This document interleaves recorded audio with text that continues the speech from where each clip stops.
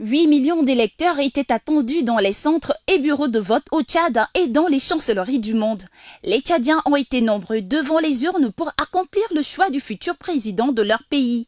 Ce scrutin démocratique se déroule au terme d'une période de transition survenue après le décès du maréchal Idriss Déby Itno, dont le fils, président du comité de la transition, participe à la course pour le fauteuil présidentiel. C'est du jamais vu. Nous voulons vraiment, les Tchadiens aspirent à un changement. Et nous sommes sortis massivement pour faire valoir nos voix, voilà, pour que ce changement soit vraiment une vérité et une réalité. C'est ce que nous voulons, tous les Tchadiens en veulent. C'est du jamais vu. Oui. Avant, il n'y avait pas cet engouement devant le bureau de vote. Aujourd'hui, tout le monde est sorti et nous sommes très fiers, très contents. Nous voulons vraiment ce changement. 10 candidats sont en lice dans cette élection présidentielle.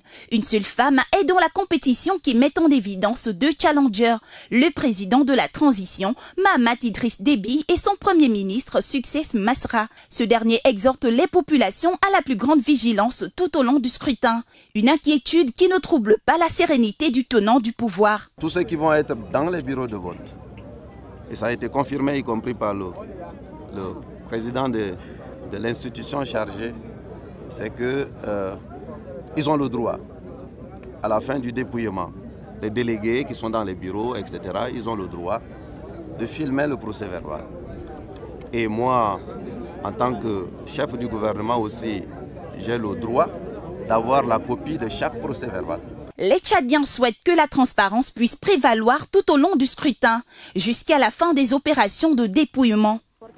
Déjà, on sait que la personne qui va remporter, là, on connaît, ça se voit publiquement même.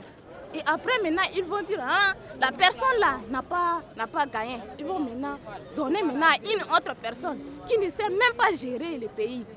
Et cela va nous dégoûter. Cette élection présidentielle au Tchad arrive après le référendum du 17 décembre 2023, au cours duquel les Tchadiens avaient été appelés aux urnes pour se prononcer sur la nouvelle constitution qui consacre le pays en un seul État unitaire fortement décentralisé.